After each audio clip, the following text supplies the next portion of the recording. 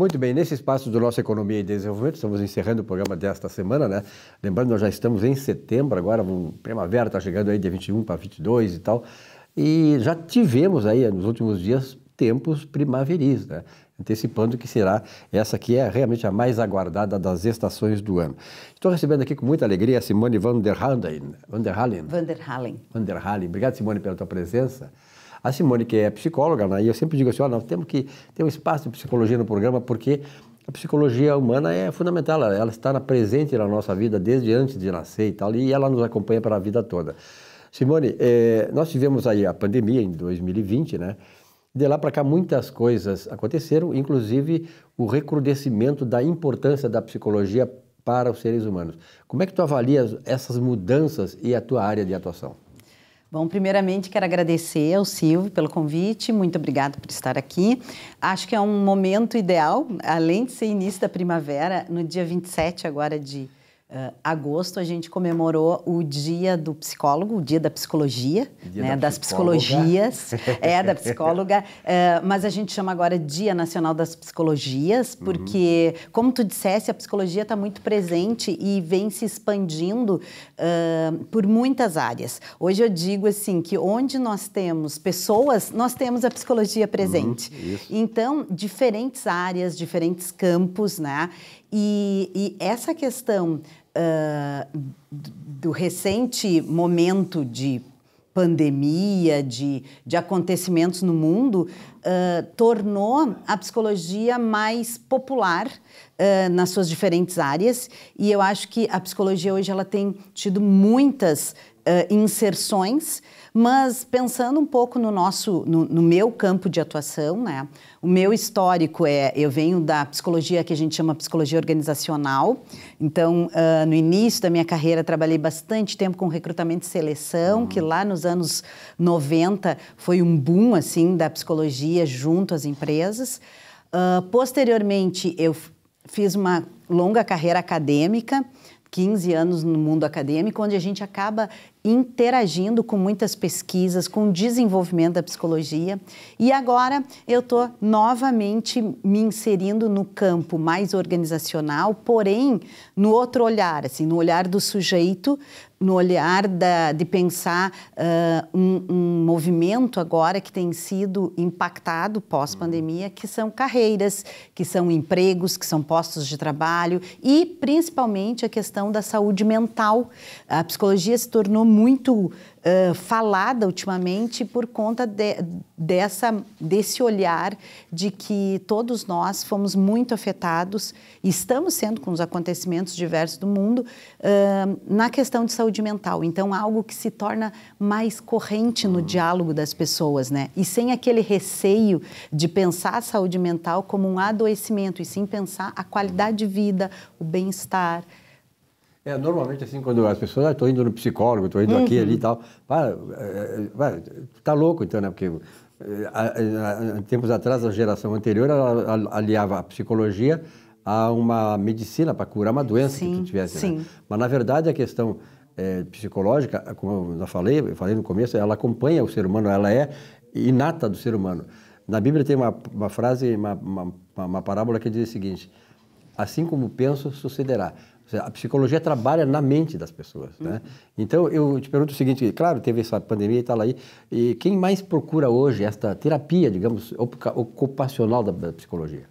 Então, hoje o espaço de uma orientação de carreira, que tem sido o trabalho que eu tenho desenvolvido, ele vem como uma ponte entre as pessoas e as organizações de diferentes contextos e também, muitas vezes, uma ponte para que essa pessoa acesse um olhar mais sobre o seu autoconhecimento e, por vezes, o processo de orientação de carreira pode levar a desencadear a pessoa, desmistificar um processo de psicoterapia realmente. A gente pensa a psicoterapia como um processo, ou a psicologia clínica, né, como um processo de mais longo prazo, onde o sujeito vai buscar o seu autoconhecimento, seu desenvolvimento pessoal. E a gente pensa a orientação de carreira ou orientação profissional como um espaço mais direcionado a pensar e a ser a ponte para iniciar uma carreira, para mudar uma carreira, para encontrar uma profissão, para se recolocar no mercado. Então, é um processo mais direcionado e que podemos falar assim de um curto prazo, talvez de um menor prazo, mas que o sujeito também, a pessoa também vai revisitar um olhar sobre si mesmo, suas potencialidades. Porque qual a diferença de pensar a carreira ou os empregos lá no início, no século XX, vamos pensar? As organizações buscavam, e tinha uma frase muito conhecida, né? O homem certo para o lugar certo. E cada vez mais, com o desenvolvimento, com o entendimento de que o sujeito é um sujeito complexo, que cada indivíduo tem as suas características, começou a se preocupar em entender melhor essa pessoa e essa pessoa também conhecer melhor. A gente diz hoje que a carreira é um processo de via dupla, é uma escolha, e hoje tu não tens mais uma única carreira. Século XX também, o que a gente tinha? Escolher uma profissão, o jovem do século XX lá escolhia uma profissão para seguir. Inclusive, era muito criticada aquela pessoa que mudava de carreira. Ah, como assim não escolhe? Mudou de emprego, mudou de área. Está perdido, não sabe o que quer. E hoje, cada vez mais, a psicologia ajuda a mostrar essa multiplicidade de talentos e de aspectos que uma pessoa tem que pode levá-la a múltiplas carreiras ou a um desenvolvimento não linear. E para isso, a gente trabalha com este olhar mais focado. Então, trazendo um exemplo, assim, digamos uma pessoa nos procura para repensar, né? Ah, eu estou trabalhando, mas eu estou insatisfeita, e isso tem sido uma fala de hoje em dia, né? Estar ansiosa com o trabalho, estar repensando, eu vou ficar até o fim da minha vida trabalhando aqui ou não, ou eu perdi o emprego, e o que eu faço para me recolocar? Então, muitas vezes tu vai trabalhar com ferramentas que façam com que aquela pessoa revisite os seus objetivos, suas metas, seus propósitos e construir com essa pessoa um projeto de vida, um plano de ação para que ela possa explorar as suas potencialidades, buscando caminhos num mercado que hoje está muito diversificado. O mercado hoje empurra bastante as pessoas a uma busca empreendedora. Mas como que eu vou empreender? O que eu sei fazer? O que eu sou bom? Então, o processo de orientação de carreira é explorar esses talentos. Esse potencial que, como tu disseste, nós somos potencialmente capacitados a muitas coisas, né? Fazer muitas coisas, disciplinarmente. Então, a questão da psicologia, pelo que a senhora está falando aí, é exatamente despertar na pessoa que ela tem esse potencial. É aquela história, né? Tu tem o bom e o mal dentro de ti. O que vai prosperar é aquilo que tu alimentares. Tu começa a alimentar, de certa maneira, um viés empresarial, de empreendedorismo, como a senhora falou, tu vai desenvolver isso. E muitas vezes a gente pensa, não, mas eu trabalhei sempre numa empresa, ou eu trabalho, só sei trabalhar em empresa ou com emprego, né, a carteira assinada. Não, mas o que tu fazes no teu dia a dia dentro de uma empresa, mesmo numa equipe onde tu tem uma hierarquia, é mostrar o teu talento, é trabalhar com as tuas possibilidades de contribuir para a equipe. Então, se eu estiver empreendendo, eu também vou estar buscando isso, só que às vezes é isso, sem a figura hierárquica, sem a figura de alguém, e aí isso desorganiza às vezes a pessoa. Como é que eu alcanço isso? E também nós, por virmos de modelos mais engessados, vamos dizer assim, um formato século XX de empregos mais fixos, de lineares. Compartimentalizados, né? A gente, por vezes, se afastava. Uma pessoa adulta hoje na faixa madura, um adulto maduro, que hoje está com um potencial altíssimo para o mercado de trabalho, para as áreas e contribuindo com a sociedade, com o conhecimento, ele era visto assim, terminou a sua carreira, deu. O senhor não sabe fazer mais nada, a senhora vai para a sua casa descansar. E hoje a gente tem visto, primeiro, uma necessidade do mundo de que as pessoas trabalhem por mais tempo, e trabalhar é algo que constitui sujeito. Então, encontrar coisas que ele desenvolva e que ele contribua. E aí, isso fazia com que eu pensasse, não, agora eu não sirvo mais. Mas, às vezes, eu fazer um processo de orientação de carreira vai ver assim, o que eu tenho de talento? O que eu tenho de bagagem? A gente tem valorizado muito as pessoas com conhecimento, com experiência, pela sua bagagem, o quanto que ela vai contribuir com a sua visão. Aliás, a senhora tocou num ponto aí, a Associação Comercial de Porto Alegre está criando um projeto aí que eu achei fantástico, 60+.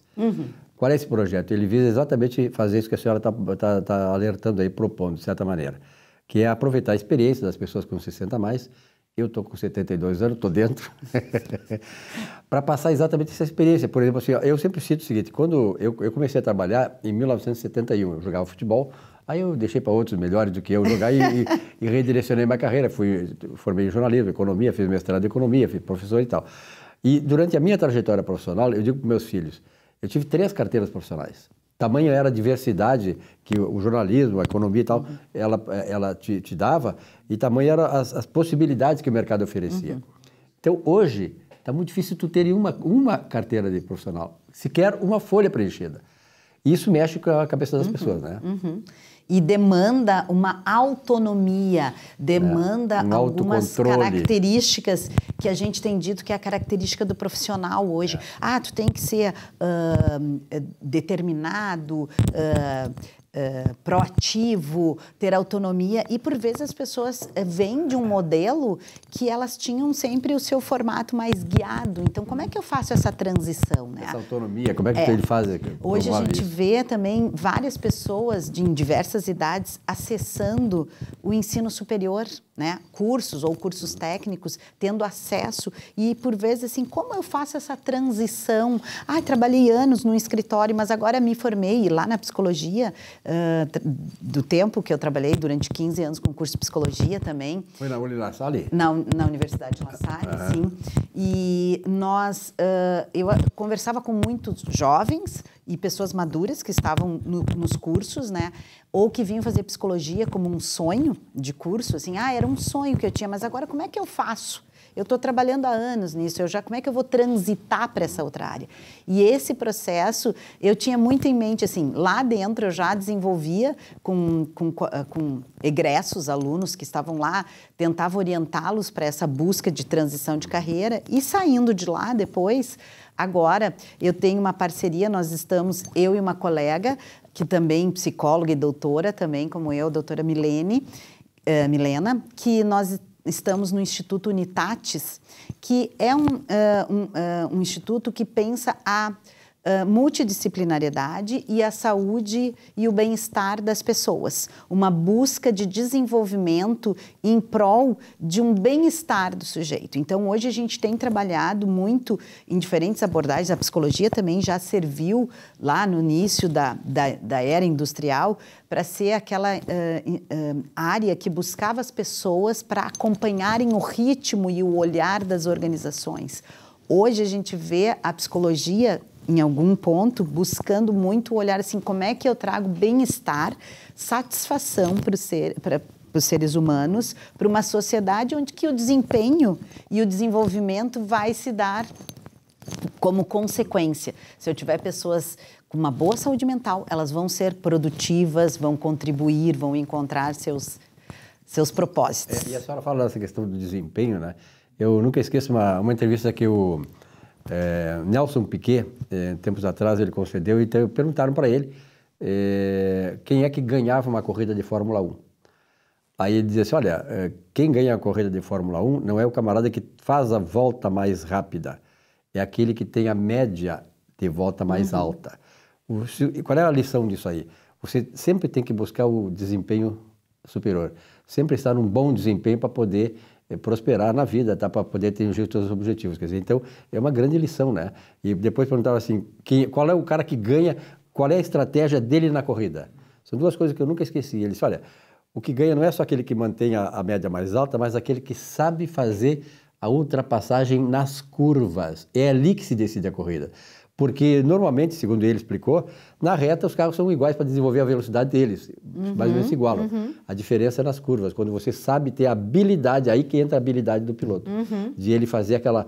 pode ver uma coisa, aí tu observa as corridas, E tu vai ver que realmente o cara que ganhou a corrida foi aquele que ultrapassou na curva. Quando é mais difícil, quando ele venceu a dificuldade maior. Sim, que nos mostra, né, Silvia, essa questão do talento e as empresas falam muito das competências, talentos. A competência, ela vem acompanhada, só vai ser competente em algo que tu tem aquele talento. Isso também é uma discussão, assim, de que, eu não tenho talento. Não, eu tenho algum talento. Qual o talento? Eu tenho que descobrir. E também, hoje, trazendo para esse olhar de uma expansão, de uma psicologia pensando o bem-estar e a saúde do sujeito, quando se fala nas empresas, lá, década de 80, 90, as competências, se falava nos conhecimentos, habilidades e atitudes, né?